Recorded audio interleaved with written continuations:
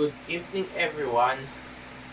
My name is Raj Kagiwa, and tonight I will present you about the news at St. Polycarp Parish, Cabuyao. The renovation of the altar. Everyone is invited. A historic occasion we will celebrate together. The dedication of the church and shrine of San Policarpo Parish. September 30 to October 2, 3 days of faith, gratitude, and coming together as a Christian community. Here are the main tasks.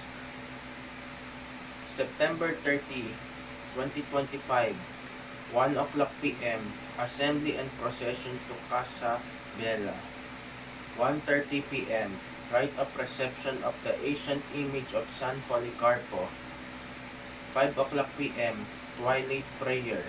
5:30 p.m., Holy Mass.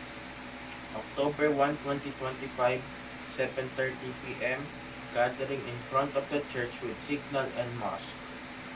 8 o'clock p.m., inauguration of the sanctuary and imaging the image.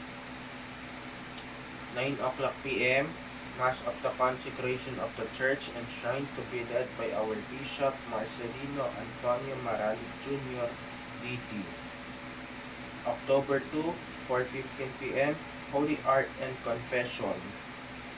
5:30 p.m., Holy Mass. 6:30 p.m., Anointing Oil Ritual and Procession.